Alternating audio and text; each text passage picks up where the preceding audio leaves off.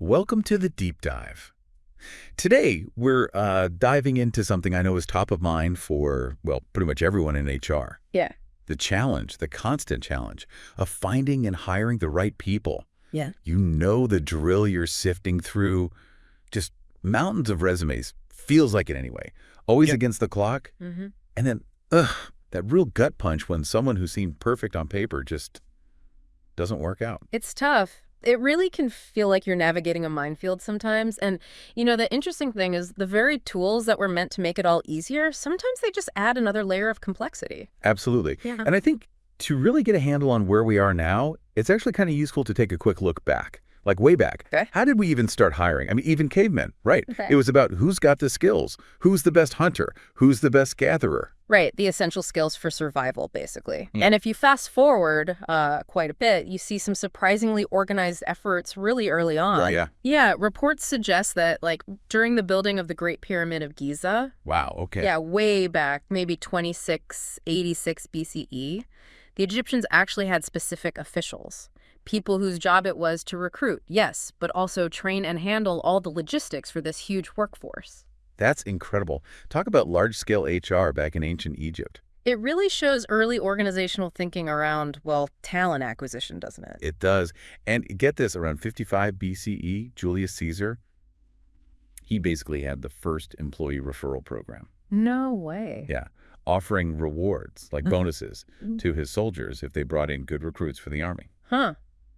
That's pretty smart, actually. Even back then, recognizing that good people often know other good people. Exactly. Shows insight, right? It really does. And it's fascinating how things evolve from there. Research shows, the first public recruitment agency popped up around 1650. Okay. And then the first private one in 1873. So that's laying the groundwork for the modern recruitment agencies we know now. Pretty much. They really took off around World War II, didn't they? Initially helping place returning veterans. Right, right. And then we get into the era that's maybe more familiar, the rise of, the actual resume and newspaper job ads, mid-20th century stuff. The 50s, 60s, 70s. Yeah.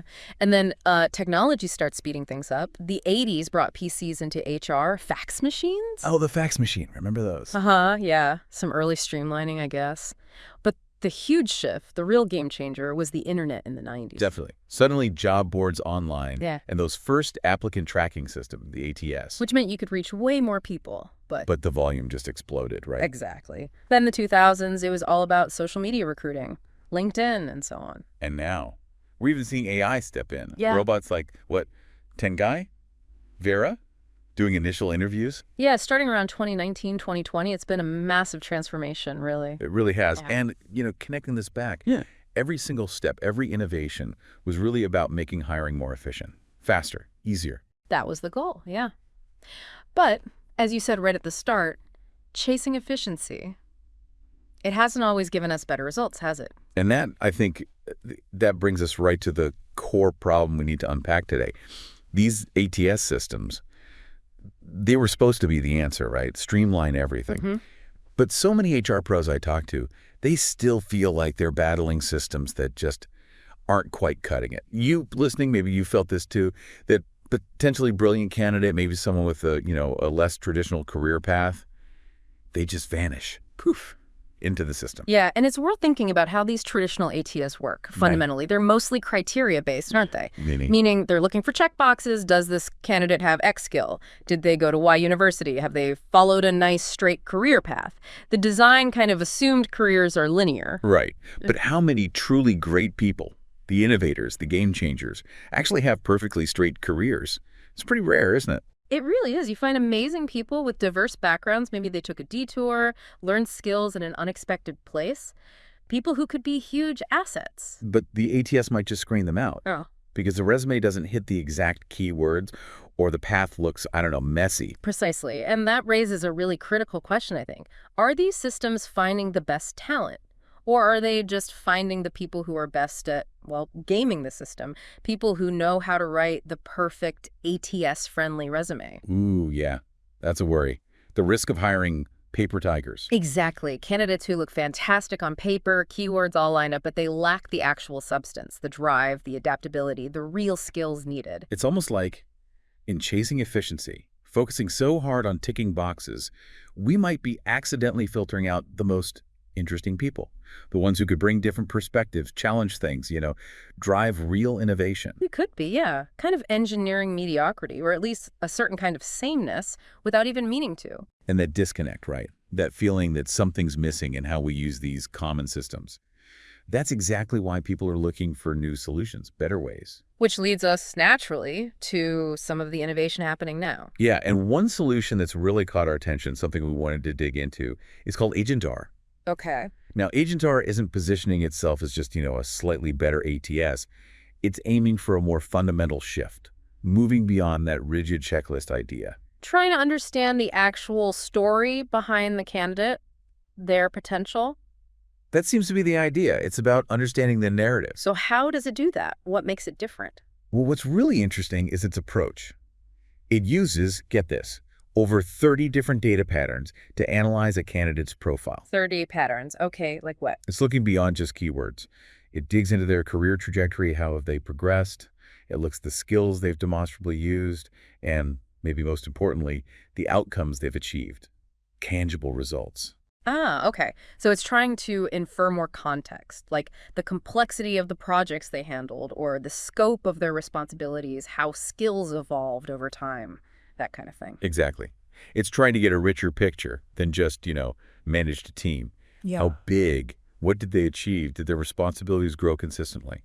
So the analogy might be, it's like having a really sharp, experienced recruiter, someone who can read between the lines, spot potential, see the nuances. Yes. Yeah, that's a great way to put it, like that really insightful recruiter, but one who can operate at the speed and scale technology allows, handling thousands of applications. Right. Bringing that sort of human-like reasoning, that nuanced judgment into the process early on, but doing it efficiently for high volumes. Precisely. It's trying to bridge that gap. Okay, so for the HR folks listening, they're probably thinking, sounds interesting, maybe even promising, but what does it actually do for me? What are the real benefits? Fair question. Let's break that down. Well, the first thing is how it analyzes those trajectories and achievements.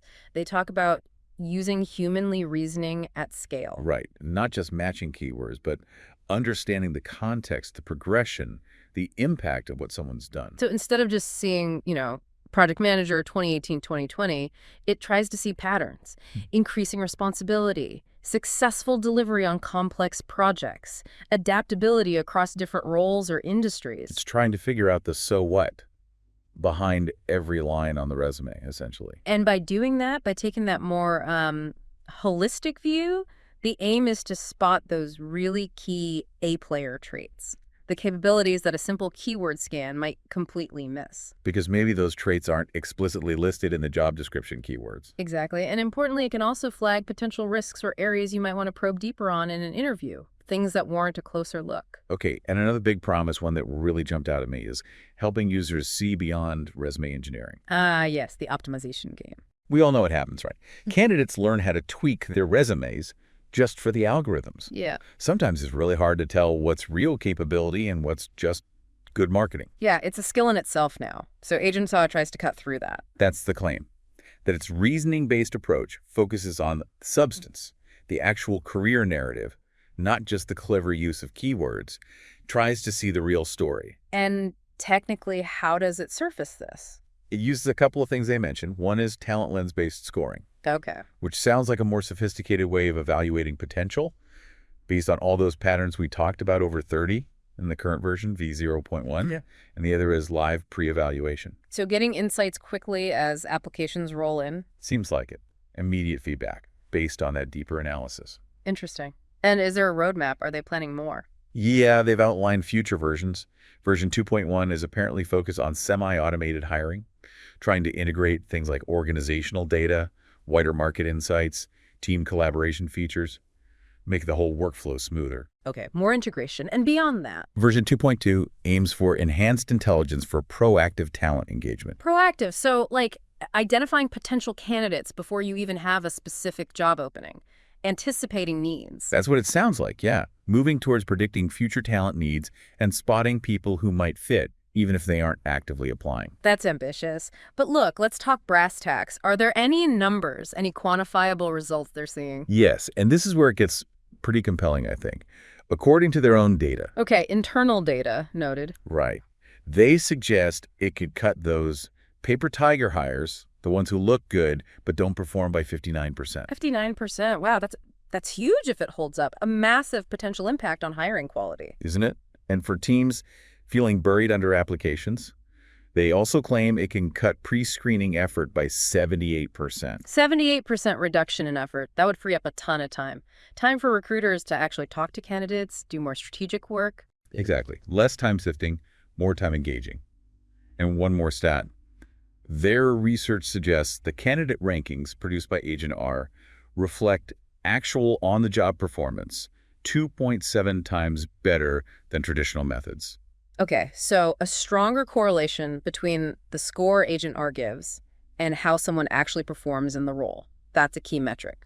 Definitely. So putting it all together, it feels like AgentR isn't just tweaking the old ATS model. It's really trying to rethink how we identify talent from the ground up. Yeah, moving past those rigid criteria, trying to understand the story, the potential, the whole picture of someone's career. Bringing that more sophisticated analysis, like a really good recruiter's judgment. But applying it at scale, improving efficiency and effectiveness. That's the goal in a way. Now, if you're listening to this, especially if you're in HR, you might be thinking, okay, this sounds really interesting, maybe too interesting.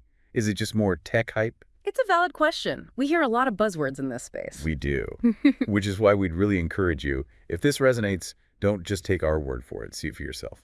Absolutely. The real proof is always in seeing how it works in practice, what results it can actually deliver for your team, your context. So we really urge you, explore how AgentR might change things for your organization. You can head over to AgentR Global. That's AgentR, then the word global, all one word, .com probably.